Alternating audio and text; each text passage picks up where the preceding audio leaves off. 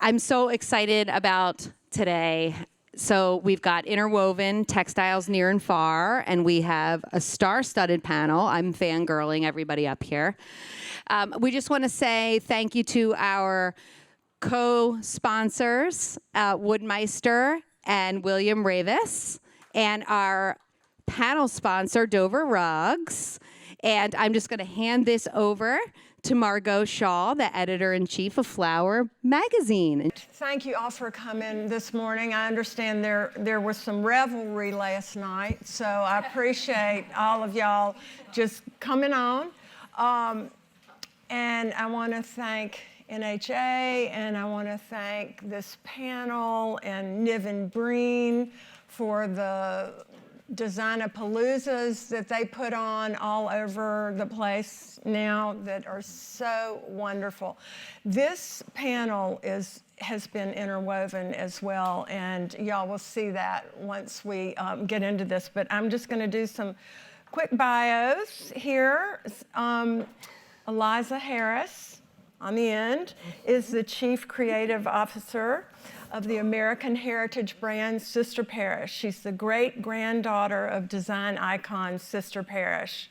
Her work honors her family's design legacy by overseeing product development, textile production, visual merchandising, and marketing initiatives for Sister Parish Design. She began her career in New York City after graduating from the University of St. Andrews, training with the foremost traditional design firms, and gaining experience in set, interior, and production design, helping her start her family business in 2018. Under Eliza's creative vision, her company continues to honor the story of the great American houses through the idea that decorating is to dream, and Sister Parish Design is a family of dreamers. I love that. I love that. So, Eliza Harris. Next is Peter Dunham, to my left. Raised in France and educated in England, he worked in real estate in New York City first, and then moved to LA, which I love, sort of reinventing yourself as more of an aesthete and designer. He launched his eponymous fabric and wallpaper collection, then he opened Hollywood at Home in 2007.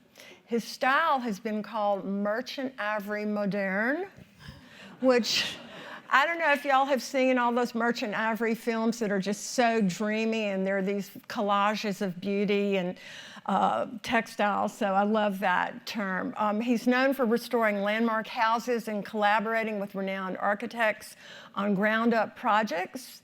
These projects include a modernist marble Radzina. Thank you. Radzina house overlooking the Pacific in Montecito, residences in Los Angeles, the Bay Area, Newport Beach, Montana, and an iconic 1963 Horace Gifford house on Fire Island. He's on Elle Decor's A-list, included in Vendôme Press' new book, Inspired Design, the 100 Most Important Designers of the Past 100 Years. Most importantly, he has a new book out called The World of Peter Dunham, which he will be signing after this panel. So on my near right is Lisa Fine, celebrated textile designer, finds her inspiration from across the globe through her extensive travels along the Silk Road in China and the Middle East. Her countless trips to India, and didn't you just get back from India? Yes. With Keith, yes. Our buddy Keith? Oh, yes. Oh, yeah. And the yearly tours to Europe with the Institute of Classical Architecture. Those influenced both her textile collection and her personal interiors.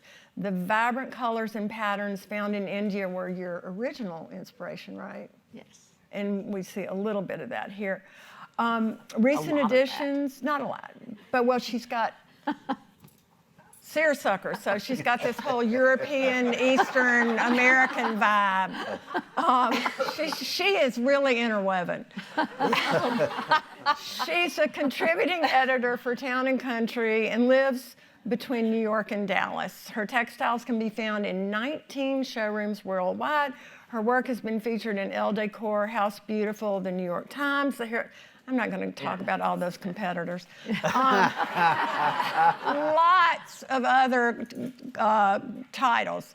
Last but certainly not least, Meredith Ellis. She creates soulful homes, expertly layering pattern, texture, and color to bring a curated, collected feel tailored specifically for each client. She creates sophisticated yet livable spaces.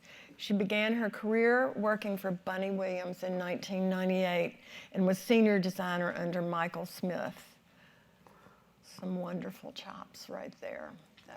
That's great. She was part of the 2018 Southern Living Idea House.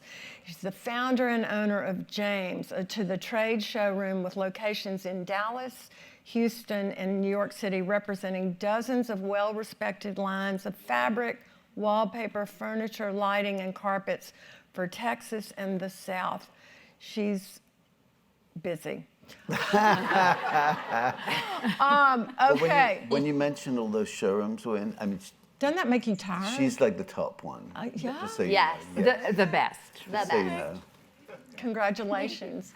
I try not to weigh in because I'm supposed to be neutral, but I kind of agree. So one of the things that I wanted to do to start off was ask a really important question of everybody on the panel. Stones or Beatles? Stones. Oh, Beatles, of course. Stones. Stones. Ooh, What? the Okay. outlier. All right, we have one Beatle. One Beetle. Okay, well, all right, say more about Okay. that. What about you? Rolling Stones, baby. Wow. Mick and the boys. But you all have a crush on them or something? Is that Well, the idea? no, I just love the whole concept of this Kentian singer deciding that Mississippi blues was going to be his genre and he was going to own it, which he has. Okay. All right? All right. Well, and furthermore, they're bad boys. The Beatles. No, you see, it is a crush thing. Sorry, I came back to it. No, I just like Everyone their loves a music. bad boy. No, okay, all right, talk about the Beatles.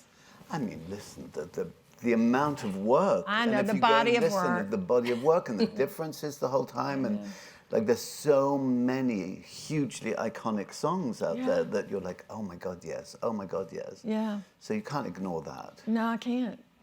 I mean, I could see they're a little still less prefer sexy the than the Stones. Stones, okay, but you know, it's just, they're pretty amazing. Okay, I agree. And they're both British, which I'm sort of jealous. But anyway, all right, so we got that. Does anybody else want to talk about the Stones?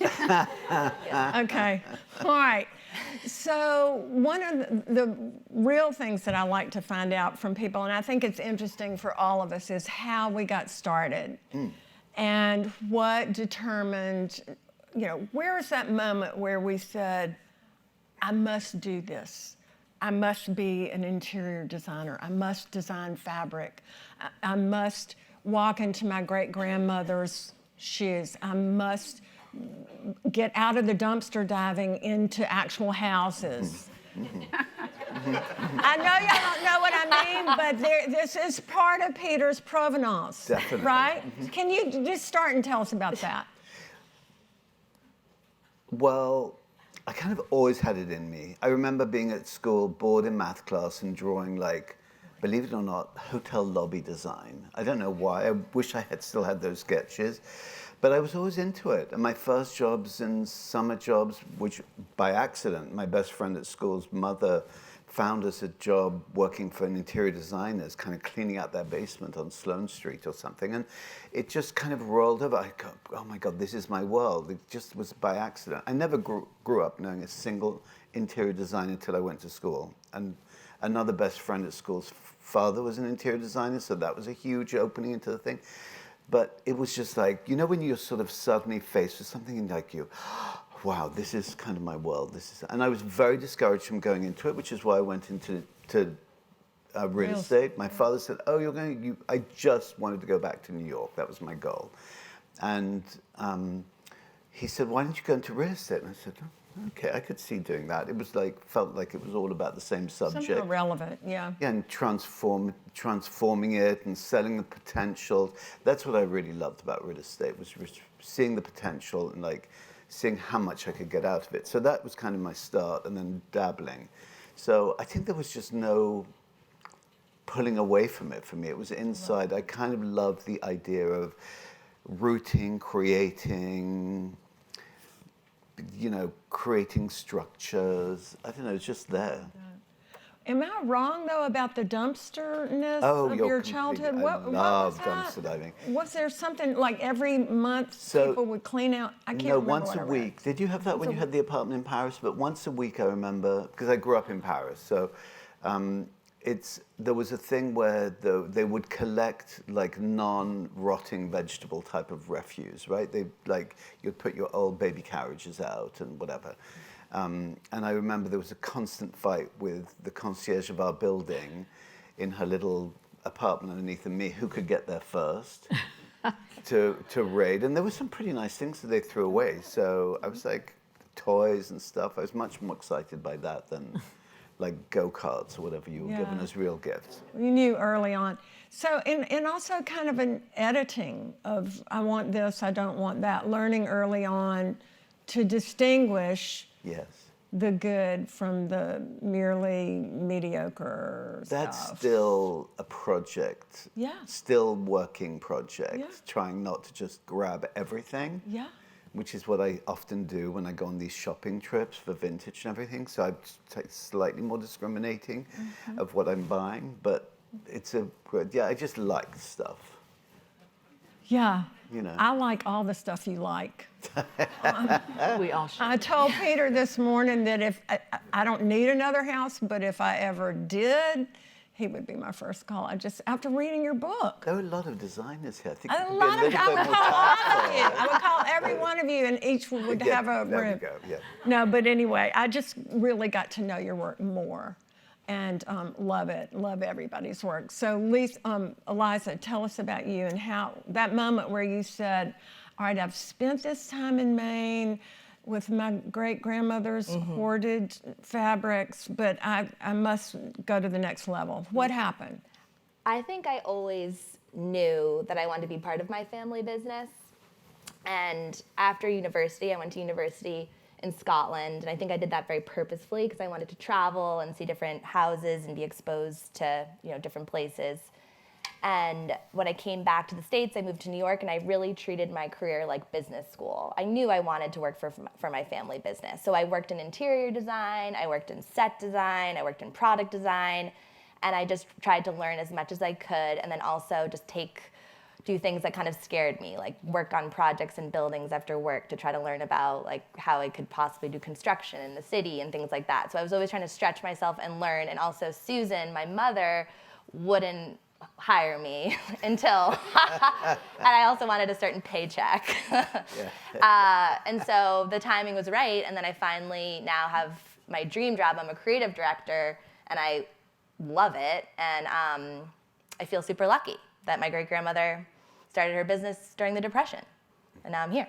So that's the story. Something during the Depression. Yeah. That's, Her husband lost his job, and she went to work. And I remember reading that. Yeah. She did this not for fun, Right. necessity. Right. And Yeah. then it turned fun. She wanted to keep up the lifestyle. Yeah. Yeah. Yeah. I love that. Well, so Lisa, what was your moment? Well, I grew up in Mississippi. Neither of my parents had any interest in decorating. I was not well traveled, so I was very behind everyone on the stage. However, when I moved to New York, and I'm not saying this to flatter you, a friend took me to dinner in Peter Dunham's tiny little apartment when he was selling real estate, and I was like, what is this world? Everyone there was English, and everything I asked about, which was this collection of wonderful Suzannes and Icots and block prints and things I had never seen, and it all came from India. So I always teased Peter, and I said my first trip to India was on whatever street he lived in New York. And from that point on, I just had this desire to go to India. And when my father died, which he would never let me travel that far, I went to India, and within 2 days after I got over my initial stomach situation, I said, well, this is my future, and I'm going to work in textiles. And I spent about 10 or 15 years before anything ever came together. But that's really it in a nutshell. And it's worth the wait. Yeah. And just, even though I started Indian Inspiration, which I'm advertising, even though I'm not selling it, after COVID, I couldn't travel, and I did stay home.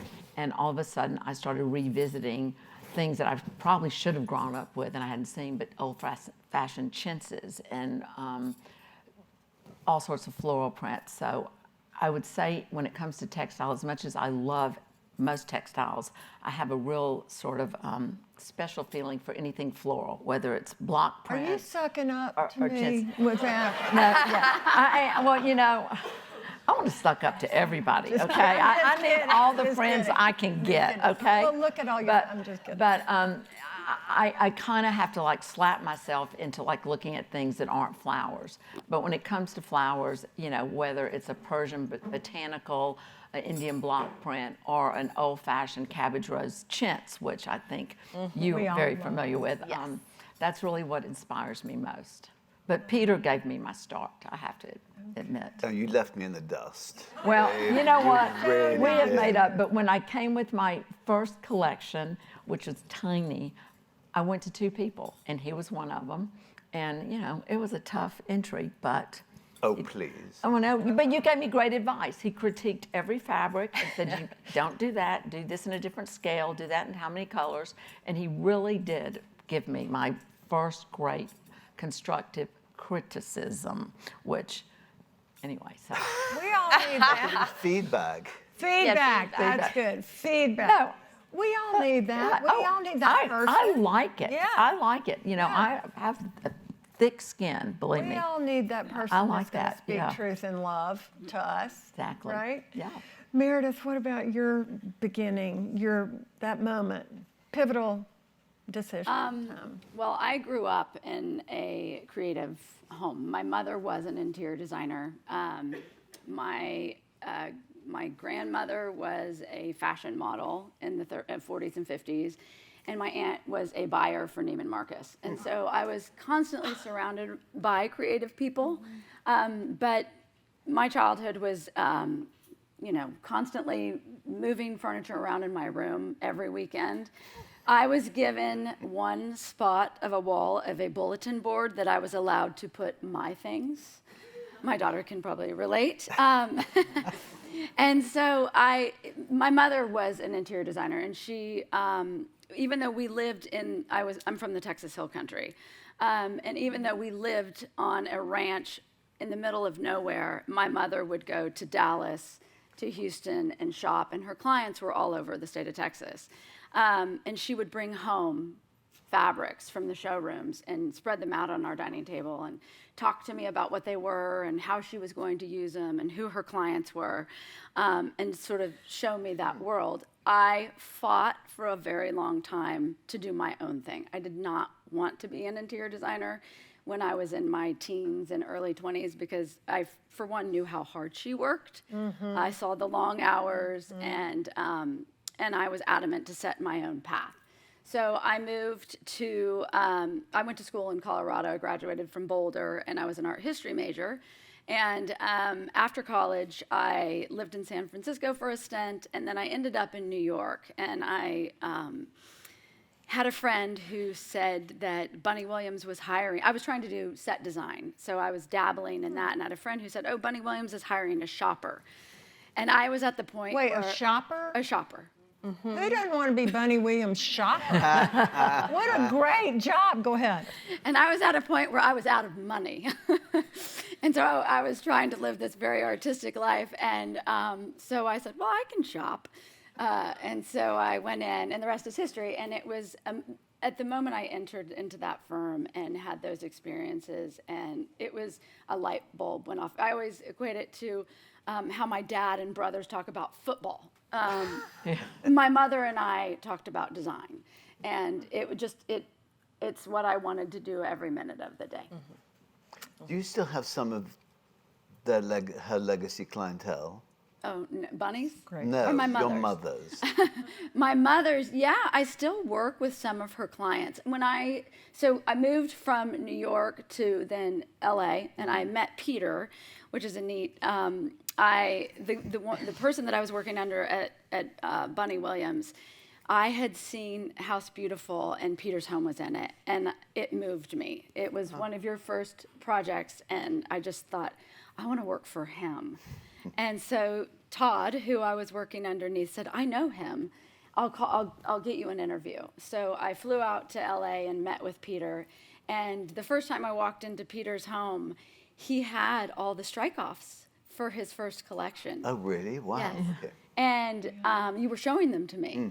And so that's how I met Peter. And I ended up moving to LA in 2003. But at that time, you weren't hiring, so I ended up going I to couldn't work. afford you.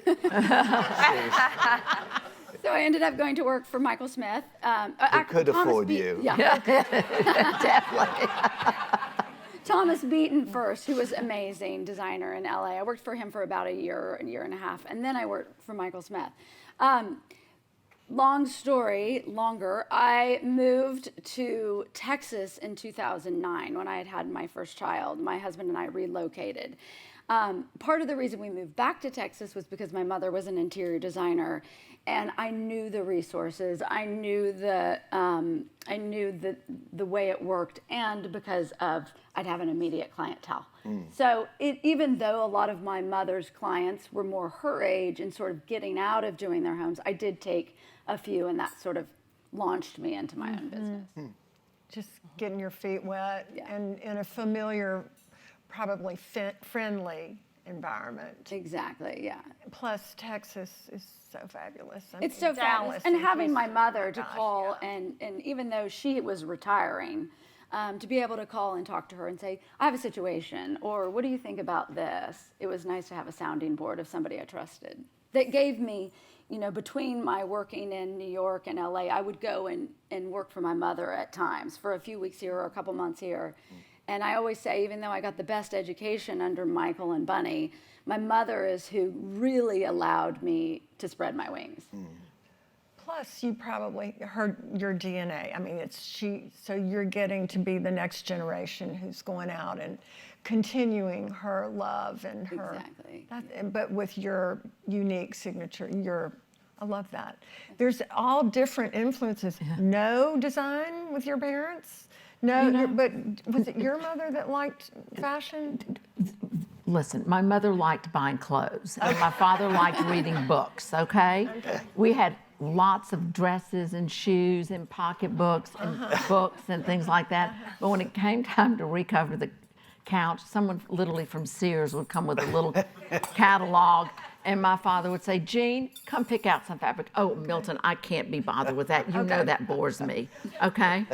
Okay, so I loved going to historic homes. So my mother would humor me whenever, I would have these long, dragged out shopping trips with her sitting in dressing rooms day in and day out in New Orleans or wherever we were. And if there was some kind of like museum house, we would have to go for the 10th time because that I loved. So that was really my only exposure. I mean, our house wasn't ugly, but it definitely was not cared for by people that had an aesthetic eye for So home. Sears and Roebuck to India. That's where you started. But and then you ended up with this. It's just this great continuum. Yeah, and I don't want to down talk my parents' No, domestic skills because we had delicious food. Okay. And We ate there was well. never ever we always had the bagel from New Orleans and the pastry from here and there, but no, we did not have Parish Hadley slip covers on our living room chairs, okay? No. Okay, all right. I just think that's an interesting progression. So, Eliza, what about you? Where was that moment when you said, I know I'm steeped in this, I've done it, but I must do it? I don't know. I think I always knew, really. I don't even know. I think I'm really lucky because my family saves everything. So I grew up in houses that were all custom furniture from Parish Hadley. And everything was always recovered, reupholstered. my mother and my grandmother loved to shop for antiques. And so I was always surrounded by houses that were kind of ever evolving, using the Parish Hadley, like amazing custom furniture or items that we'd inherited from my great grandmother, or items that my great grandmother had inherited from her parents. We always kept everything. We still do, and we are always fighting over, that painting for our house, and no one really wants to let go of it. And so that's how I grew up, with houses that were ever evolving, always changing, always being repainted or wallpapered or slip covered. And so I always thought of design as this kind of very approachable, fun thing. And then I worked in interior design for clients, and I realized how tough of a business it is and how much goes into furniture plans and electrical plans and budgets and purchase orders and all of it. And so that was really eye-opening for me. I felt so spoiled. I just was dropped into Sister Parish's summer house. And then I was on my first installation where it all came together, and it was magic, total magic. Yeah. And I just wanted to keep learning more about it. So you did? Yeah. So I understand that Susan is here. My mother, yeah. Yeah. Does she have any comments about this? Oh, brilliant. I threatened to get you up on stage, but I see we don't have an extra chair, so never mind. I know. But I do love that. I love that, just the heritage it's so fun to be surrounded. And all of y'all, Peter, what about you?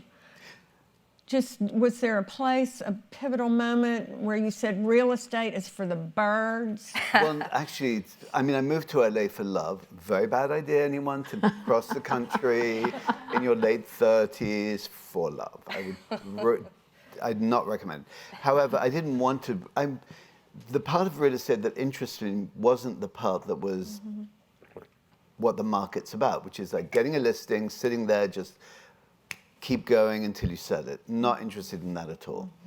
I was interested in finding, looking, transforming, and that had changed a lot during the period between the time I graduated in the early 80s and the late 90s when I moved to LA. And I just didn't want to learn a whole new city and try to create a whole new network. I had a great network in New York, but to go to LA and how the hell am I going? So I started flipping houses. But really, I have to say that the very first project I did, which was, I think, a $25,000 budget, even then it was quite low, let's be honest.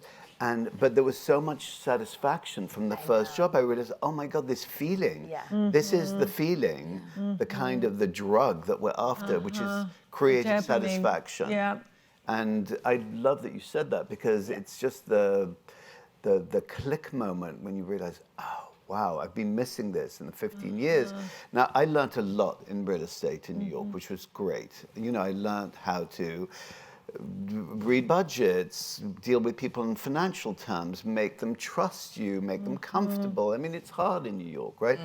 And so that was all great equipment that I needed to become a designer, because 75% of what we do is expediting efficiency and making people feel like you're not plowing through untold amount of money without a thought to it, right? So that helped a huge amount. And I think, if anything, in terms of interior design education, that's the part where I feel that we need more support. It's thinking of it as a design and not just as this wonderful drug that you get once in a while that keeps you going to the next. Because, as you point out, clients are very difficult. They're very challenging. There's a reason why your great-grandmother was and looked like a battle axe. Literally. She did not want to be messed with, which I don't blame her. I know, she was very tired. She was like, don't mess with me. Yeah, she was. And I don't blame her. And that actually works, but that works really well with clients. Yeah, you're a little scared. Oh my God, yeah, you've got to be scary. You need them right there. Yeah, exactly. Pink. It's supposed to look that way. It's supposed to look that way. Yeah. So, there's, and I think psychology is the other really big one that we woefully under-educate ourselves with, because I think it's 50% it's all about psychology. People. Yes, you know, I mean, it's easy. I mean, God, don't you love the idea of a job where just hit the keys, go? It's never happened to me in 20 years, right? Just like come back to do like a quote unquote show house for an actual client would be kind of dreamy, where you could go do everything you wanted. It would be done way cheaper, way quicker. But, you know, people get in the way, and you need to go through, and we have to enjoy being Those psychologists pesky too. people, You know. those clients. But that's fun too, I have to say. It's a challenge, isn't you it? have to like challenge people. Yeah, a lot. So I have always thought, I started in design and then went another route, but I remember thinking, I need to be a psychologist, a counselor, a priest, a business person, a marriage counselor, you know, just a little bit of everything, because it's really, you're getting in people's pocketbooks, and that you learn a lot about people, and you have to be very, you know, strategic and delicate, and right? They don't pay us nearly enough. Well, I mean, they really don't when you think about it. I know you get, You need a lot of skills. Yeah. I'm not going to comment on that. But no, I mean, you really do everything, and I think about just the amount of time, and also let's talk a little bit about just the whole intersection of textiles with everybody's jobs. I mean, we're all here because y'all are all individually involved with textiles, and so that starts a lot of projects. I remember when I was in design school, it was you start a room on the floor. Right. But that was when everybody had Oriental rugs, and that's all you did. So, Yes. But now it's really more Would you say that? Well, Meredith, when For you me. started as a shopper, were you shopping for textiles? Yes. Or, yeah, Yeah. because that's where you start. Like I started, you're like lugging the bags out of the D&D building, and you're learning about textiles. It's kind of, I think one time Peter said textiles are kind of like the clothes of the house, or something. You said it. For much me, better it's way. like the But yeah. paintbrush to your, you know, your Right. portrait. But you kind of start there a lot of times in design. You start learning about, I did, at Margot Roberts, I began learning about textiles. What's horsehair? I was like, I don't know. And so I had to figure that, or things like that. Did you start with Markham Roberts? Is that what you're saying? Yes, I did. Yes. Okay, I don't have that in your bio. I know, it should be there. Okay. Yeah. It's got to be all about her. She has I enough know. to fill a bio. I know. I'm trying to milk the sister Parish angle. I'm just- Yes. Stay on brand. yeah, stay on brand. Yeah. but that, yeah, I mean, it's hard to, we don't want to, you know, minimize that by any means, but Right. it's interesting that you had this other strain. Yeah. Because Markham is amazing. So. Yeah, I learned a ton about textiles working for him, and I think a lot of starting off in design, a lot of young designers do, and you're the one who's supposed to find that perfect color that matches that, and you have to go to a million showrooms to find that turquoise that's just the right turquoise, that's in stock, that's the right price point. So that's where you usually that's where I began. That's where I began too. Yeah, yeah, Working in the library. yeah. Yeah. Folding. Shopping, Shopping. touching the fabrics, sorting them. And sort of understanding what exact color turquoise. Right. Yeah, and we Like do Markham that. or Sister Parish. Does it feel slippery Or or Bunny's heavy? going to really like. Oh, no, that's not her type of turquoise. Right. It is, you know? Yeah, and so really learning about, I think it's really interesting to learn about, like he had such a specific point of view, and it was so amazing to understand, like, you know, yeah, what was his sense of color. And anyway, I learned a ton. But that's why with my brand, I sell also direct to consumer, because I think textiles are a wonderful entryway into design. I find it to be a very easy way to order samples and scheme to bring to start, you know, creating your own point of view through color and textiles. I have to say, there's nothing I love to do more than decorate a room or an apartment. And after finishing my own apartment, I realized I could never do what these people do.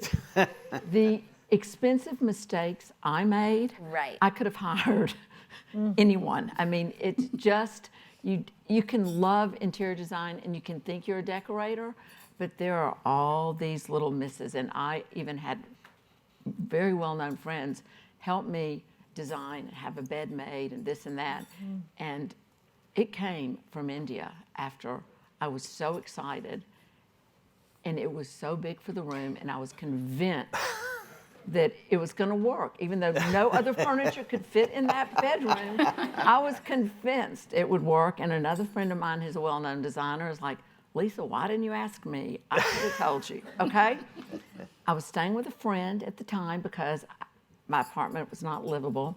By the time I got to my friend's apartment, having that little much-needed fresh air, I called my contractor and I said, would you please take that apart and get that out of the apartment before I go back tomorrow? Okay?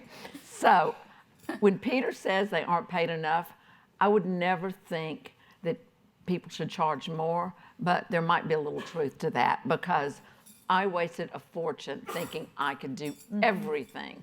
And that was only one of my mistakes. So I just had to end on that. Congratulations to all of y'all that can actually get paid to do something so fun. But you're lucky that you can like focus on the vision and the actual essence of who you are and what you are in your projects, which is so what we see of you is actually very pure and very nice. I have to say, I've seen everything published. Thank but going back, I was going to ask something about you. Like, I can just imagine all those kind of cancelled mistake, Parish, not that they were mistakes, sorry, don't look at me that way. It was supposed to be that way. Parish Hadley things from the 70s that were probably stored and that you could like end up reusing. That must be nice. Yeah, talk about like climbing into like an attic of a barn in Maine where it's just piled with things. Yeah. Like your imagination runs wild. Cancelled jobs, they got divorced, let's just keep the stuff. Like photographs, yeah, exactly. So the best type of, what do you call it? You were a garbage? Yeah, dumpster diver. So it's like the ultimate dumpster The barn diving. diving. Sister Parish dumpster diving. God, that should be a museum unto itself. Really? Yeah. I know. I love that idea of just repurposing, reimagining, you know, just taking things that we've seen and finding a fresh application. Yes. Which is really kind of what you do, Yes. what you all do. Yeah, and we also, I mean, I think I talk about it, I'm like, our textiles, I love looking at when I see all of our textiles together. So I think a lot of designers use all of our textiles and I'm hoping in all of their projects, but that's what's the fun part of having a small textile line and a small edit is that you can really riff off of the other designers who also have a really strong point of view. So that's really fun, I think, not having this massive line where you're trying to appeal to a lot of people. Like, I think we're all very specific with our point of view. Do you find, sorry to ask a question and not please like a do. whisper in your ear, but I sort of, does your eye go constantly to like rhythm and pattern? Is there like a fascination for you? Because I know there is for me. I'm constantly, I look at this carpet on the floor and thinking like, whoa, that's like, I'm trying to relate to it and figure out and how can I use it? It's whatever. strobing, wouldn't you say? Yeah, it is kind of stroby actually. Yeah. But do you feel that when you make designs, that's a big feature? You're looking at documents or you're painting them or whatever? It's kind of just a gut reaction. I either think I love it or I don't. I'm kind of, I don't really analyze it that much. analytical, It's just emotional. Yeah, It's all it's more emotional Yeah, I for me, love gut. that. Yeah. And then I have to think, well, I've got to come up with a geometric because they sell. And then I start trying to think like you, Peter. I think Try I to see think it all that the way. time. I do too. I noticed the rug as well. The patterns. I see patterns everywhere. Or I looked at your, your skirt or bottom of your dress, sorry, whatever it's called, and, think like, that it's like our eyes. What about mine? But yours is gorgeous too. I'm kidding. But you But kind of like it's look so toward. interesting. Yeah. Everywhere you might see a rug or a detail and a relief or something like that you're like, oh, I love that. I love the way that repeats. I could use that. It's the emotionality of the design process, isn't it? Because I mean, like looking at an electrical plan is not exactly very emotional, right? But the fabrics and the color and pattern is what kind of. Don't your clients really focus on? What do your clients want to talk to you the most about?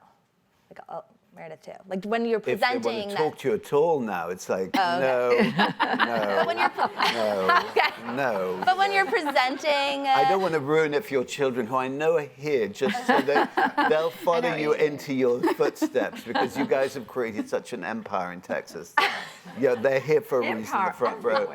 So I don't want to spoil it for them, but it's all great. Yeah, but when you're presenting a project, do they want to talk to you about the textiles and the rugs, and do they want to like learn more about where it's made, or do they not really care?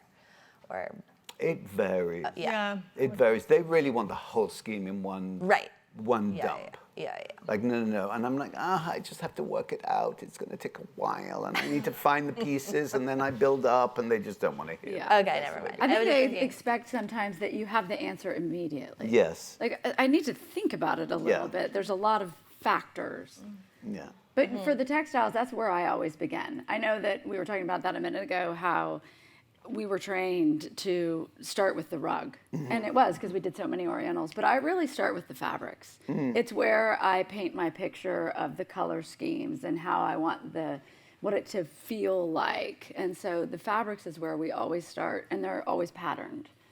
And then we weed through and pick, and this goes here and that goes there, but it's always creating a vision. And so when you ask that about clients, I think, it's specific sometimes, but mostly it's trying to paint a picture and give them a vision of what it's going to look like.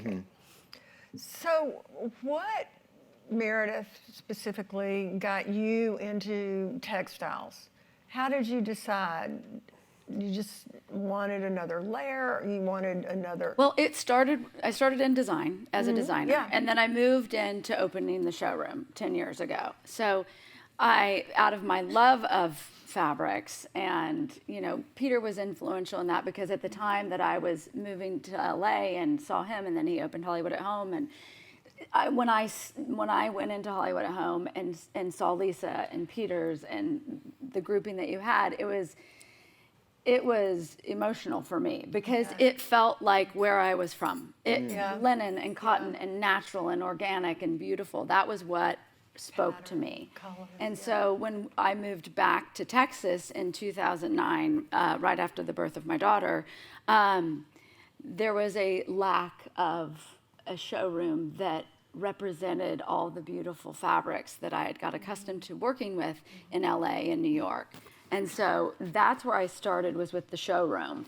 Very small, and organically that grew over the past 10 years. And then 3 years ago, I launched my own textile line, but the reasoning was, it was my love. It's where I go to first. And so it was hard to think. I always knew I wanted to do it, but it was hard to find my voice when there are so many amazing ones. How'd you do that? Because when I walk through the showroom every day almost when I'm in town, I know what's missing because I'm shopping. I know if we don't have something, or where can I fill a void, or what, so I took 7 years of trying to think what I could contribute that would be different but still work with what we have in the showroom.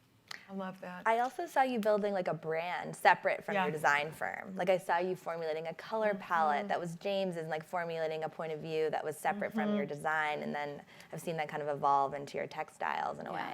Empire building kids. Yeah. But I can see that too. I mean, I recognize your textiles. I mean, they look like you. Right, right. Which is a good thing. Yeah. I mean, I called Lisa and I had dinner with her. I was so terrified to tell her that I was launching a textile line. Do you remember that? Yes, of course. Because I'm such She's amazing. so scary. Of course. But it's because it's such a personal thing, and you want to get it right. And I wanted it to speak to my experiences, my childhood, my growing up, what was important to me, not replicating what others were doing. Right. Right. Well, you've done that. You've done a beautiful job. You all have. I have to say, Lisa, my husband's in the audience, and when I read in your bio that you had sourced from the Silk Road, y'all will have to talk later. That is his dream. He's 78, so it may not come true, but he. What's wrong with it? But the Silk Road. He has just been dying. Our whole marriage. I'm gonna go on the Silk Road. Well, go to Istanbul because everything ends up there anyway from the Silk Road, and that's just a one He flight. doesn't want to go for the fabrics, baby. He just wants to go. okay. He Well, just no, wants- but it still ends up there. Like everything led to Istanbul Everything. or Venice, and Okay. All right. Fortuny, all that. You should definitely go. Well, all right. I'm sorry I brought Is he that an up. easy traveler? Now I'm gonna. Is he an easy traveler? He is. I get kind of tired of traveling because for work, you know. So it's hard to take that Don't fun. send him with somebody else. Don't? No, unless it's somebody of the same sex as he is. Don't send to somewhere like Istanbul or somewhere to like gosh. romantic dream. You've got to go too. Okay. No, I want to go. I just don't want to. bro I don't or want to you? have to go. I want to be there, like Bewitched. Uh-huh. So I did have this question about textiles because we all have a story that we want to communicate with our work. And so if every picture tells a story, in the immortal words of Rod Stewart, what story are your textiles telling? You're asking me first? Sure, because you had the reaction. Well, I just want to create rooms where people don't want to leave because they feel cozy and comfortable and they're pretty. And I think textiles through the color and whatever it is about them, you know, help contribute to that. However, I have been accused of when someone came into my recent new bedroom, they asked me if I had nightmares when I was asleep. Yeah. What? Why? Yeah. Well, because Isn't it all pink?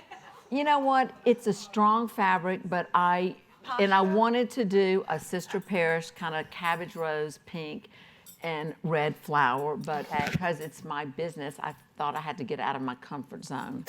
And I went for a much more dramatic look, and I actually do love it now because it is a lot, but believe it or not, when everything is one fabric, it becomes a neutral. It becomes a neutral. Yeah. And it's hard, that's why I could never be a decorator, because I would try to sell that idea and I would be fired the first interview. But it really is true, and I think they might agree with you. When you have just one fabric everywhere, it can become a neutral. Of course, Yes. I have to sell a lot of yards to do that. But I just got Great. to see your bedroom, and it's amazing. But anyway. It's happy and peaceful all at the same time. But that's what, to me, fabrics are about. They should just make you happy. And so some people are happy with, you know, simple or geometrics. I'm happy with pretty flowers. But also there's a fascination with travel and culture and these experiences that you like. I mean, you'll say, oh, I'm just an Oberoi type of girl going to India. No, you research really amazing places to eat, and you love the food and the, like you said, historic houses. It's all piled in there. Oh, yeah, oh, It's not just absolutely. pretty. Your version of pretty is very global, very sensuous, very soft, beautiful colors. I mean, you do an amazing job. Well, I have to thank tell you, thank you. I do kind of go all over the place with things, and that makes me happy. But there is a consistency in the mood of the fabrics, even when you go west Yeah. and east and everything. Yeah. Okay, well, thank you. Well, he Just is from my the pro. point of view. Thank you. Yeah. I take that as a big compliment. Thank you. So, Eliza, what about you? Yes, I would say I have found that a lot of our clients, I have a lot of designers, female designers that have learned design from their mother or their aunt or their cousin. And so I really find myself loving to, you know, connecting with our clients in that way. I think a lot of designers can relate to my story in some way. So when I'm thinking about designing textiles, I always think about how, like, Meredith could relate to that. Or, and then there's another component, which is that I think the point of it all, kind of like what you were saying, Lisa, is that we're creating like tools for designers. So I'm just always thinking about, like, how can I create a great woven that Peter would want to use in Los Angeles, and where would this wallpaper go in a project in Florida, and how can I create these tools so designers can create these amazing spaces for their clients that hopefully their kids are inheriting and cherishing and loving and living well in. Because I was lucky enough to have this house in Maine that we've had for so many generations, and always pulling pieces out, and like maybe you're bringing it to college or whatever. And I think that's what design's all about. Timelessness, too. Yeah, and I remember pattern in such a way of like staring up at the canopy bed and looking at that pattern, and then I see it in projects for the past like 70 years, and I'm like, that pattern's timeless. That pattern should stay. Like, how should I make that? So I think those are kind of two kind of stories that I think about when I design. Love that. Might have spoken a little too fast, Margot. No, I got it. No, Okay. Just, I got it. Okay. I got it. Yeah. Peter, what about you? Can you ask the question Story. again? Oh, Sorry, because I was like listening to the I mean, answer. we're riffing on this one question, which is every picture tells a story. What do your textiles tell? What story do you want to? I mean, Lisa's global. What and feeling at home and having an emotional and a memory with Eliza. What are your textiles going to say? What are we going to get? Well, What narrative, if you it's would? kind of classical, but it's loose and classical, right? So I like kind of the kind of a relaxed version of what's out there. So I'm not really inventing the wheel and Marimekko fabrics that are really strong and things. So a lot of mine are documents that I manipulate. And so to me, Oh, I love that. it's a sort of a vibe feel in the textiles. It's things that, like you were speaking to, things that I cannot find. And I'm sort of slightly lazy shopper, so I prefer making things often to buying. You But can't find it, so you make it? yeah, I mean, I Okay. can always find a turquoise velvet, right? Yeah. But I can't always find the pattern, the rhythm I'm looking for a particular mood.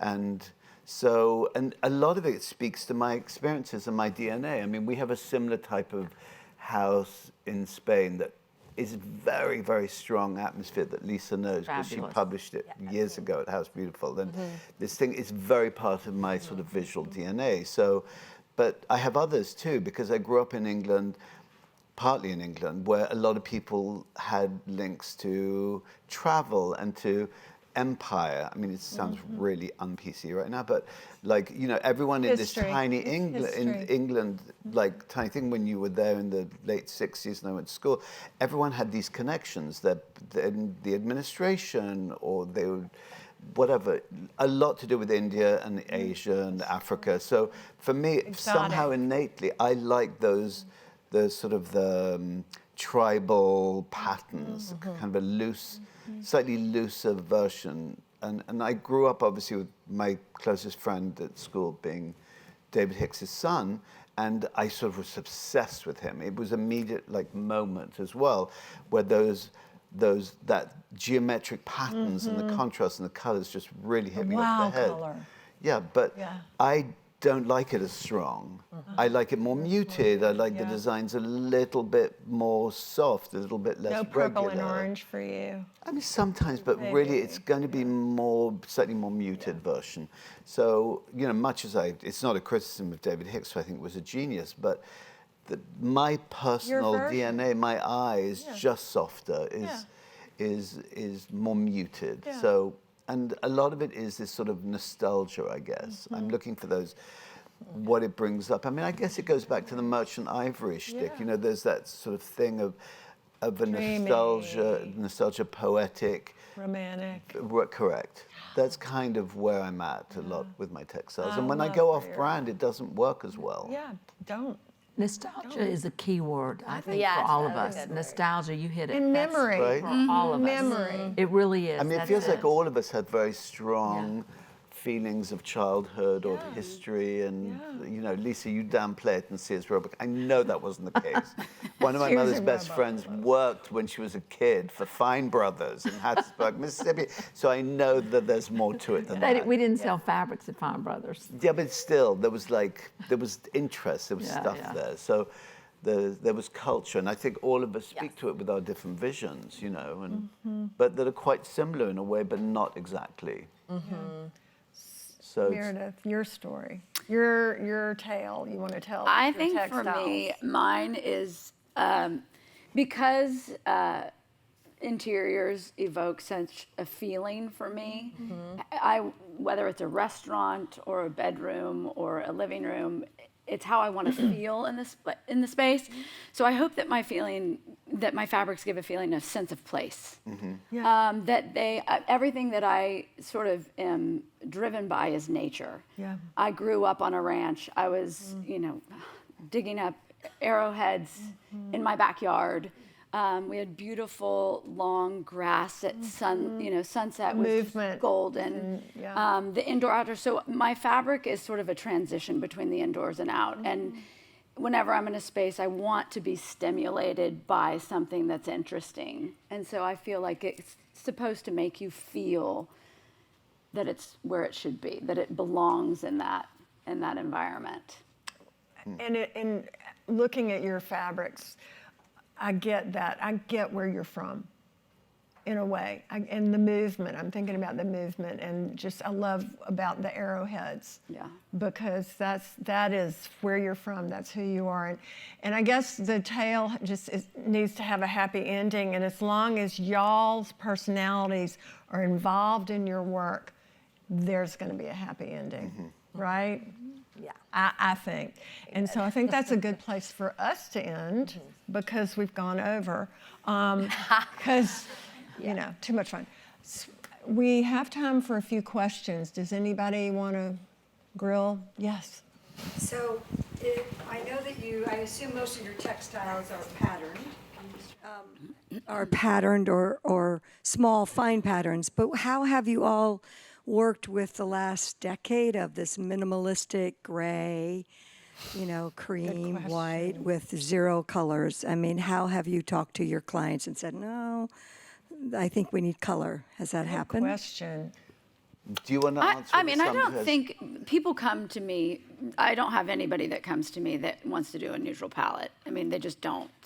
I think they've seen my work. They, you know, especially in the past decade where it's been with showroom and the textiles and everything like that. Everything I do is layered and patterned. I think I would just, what I always say is like, I think of, you know, and I know so many friends that do fabulous minimalist work. For me, I want to be stimulated. And so when I'm selling it to a client, you know, a solid fabric can show dirt and wear so much faster. The reason I started using pattern in the very early days was because I had clients that had little kids. And so, you know, masking some of those chocolate fingerprints is easily done by a large scale print or pattern. And so that it is actually a really good selling point to have more movement in your fabrics. Did I answer your question? That's a great answer. I mean, I echoed that. People don't come to me except I did have a recent client who said, after we did the presentation, there was literally natural rush materials and whatever in every room. She said, no wicker, no sisal, no rush, no pattern, no color. I was like, what exactly did you hire me? You know, and I was like, I don't have any other tools. I mean, you know, if I don't have texture and pattern and color, I've got nothing left. I don't know what to give you. But just here's the Benjamin Moore paint deck. Good luck. But it's, but I agree. I think that I actually think that there's quite a big pool out there of people who like different things. And yes, there was a big fashion of neutral, the kind of, you know, what restoration hardware grabbed by the horns and went down the road and everybody found it very easy. And I like quite a lot of that too, but I think it needs to be offset with rhythm and pattern and color. And so one is glorified off of the other, essentially. But I think it's a very big, I mean, look around the room. Some people are wearing patterns, some people are wearing white, some people, you know. America has a lot of different tastes, which I think is great. So there's enough room for everyone. And, you know, there is nothing more beautiful than a beautiful natural linen. I mean, don't get me wrong. It's dreamy. But, you know, like I said, sometimes you need a bit of salt and pepper in the mix, too. And I have a lot of people who did that, who started doing very minimal houses or very, like, patternless houses. And they're like, I'm just craving color. Can you come back? You know, because they had somebody in the interim or something. So, Lisa, good question. Anybody else want to answer that? Respond to that? I'm not a designer, so not going to answer. Oh, please, you are a designer, please. That was client. Any other questions? Yes. She's got a mic for you. Do all of you feel,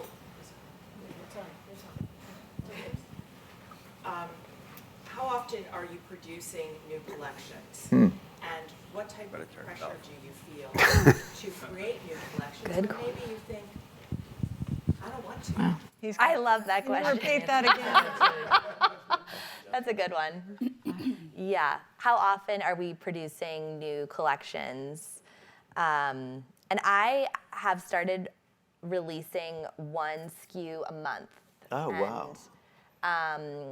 Completely new SKU? Well, sometimes no. Like It's a recolor. sometimes it'll be a recoloring. I'll recolor additional. something in addition to. But I find what helps me now, my process is I like to think of a photo shoot for all the product, like 6 months. So I'm like building a room, I'm building a world. And then I'm looking within the collection itself and seeing where there are holes or where I think my clients need something. And I'm kind of incorporating both those elements.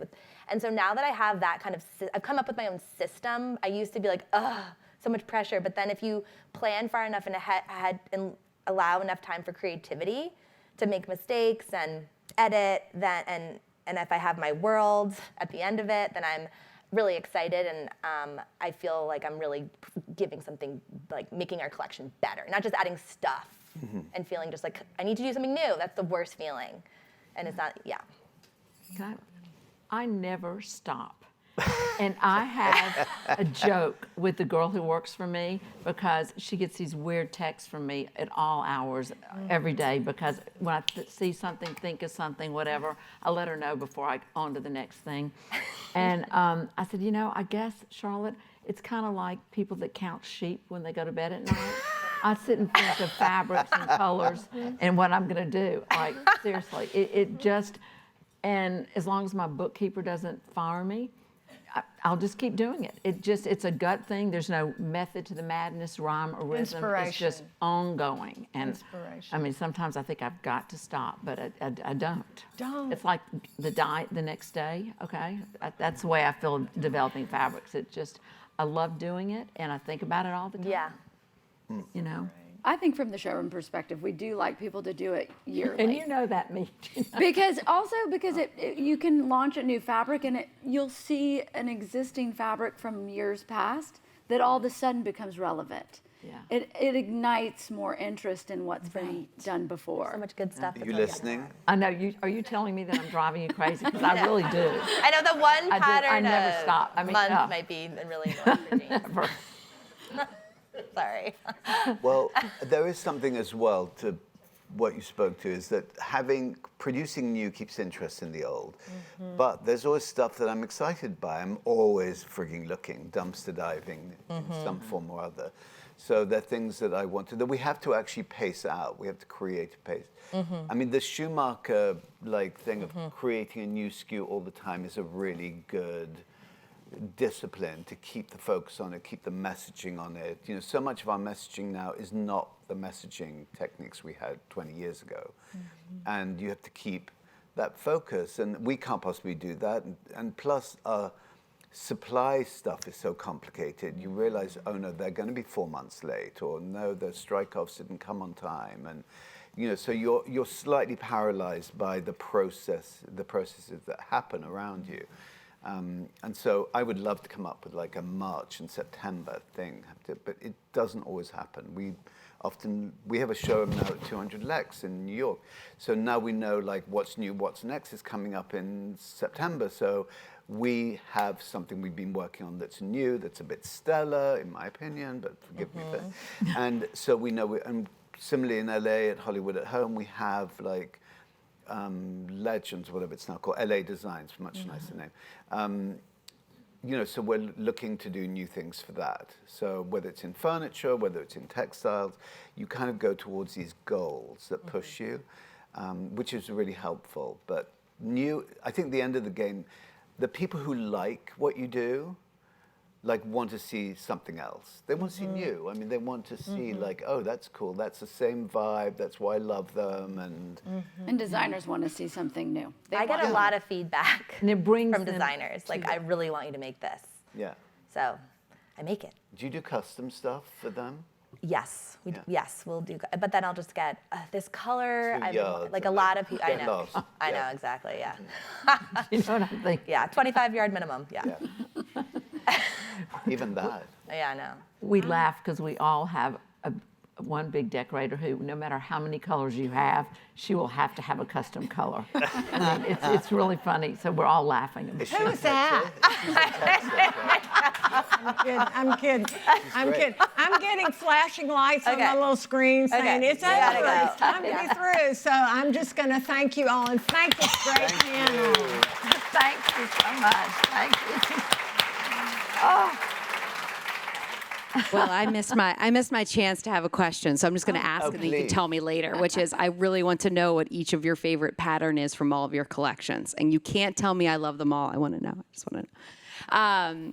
But thank Well, now, you. Can we ask? Can we answer? I Can mean, answer? sure, but we have to be quick. Okay, be quick. Okay, go. Favorite pattern? Like rapid fire. Lightning round. Georgina. Georgina. Ooh. I have a thing called Samarkand, which is like a rondelle of paisley that I love. Well, I always say it's the one I'm working on at the time. Okay. Oh, please. What is it? What is it? What's a sneak peek? Well, at the moment, it's not my favorite now, but if I had to say my favorite, would it be Mirabelle? But Mirabelle. yeah, and it's a floral with a stripe. I love florals And I love stripes.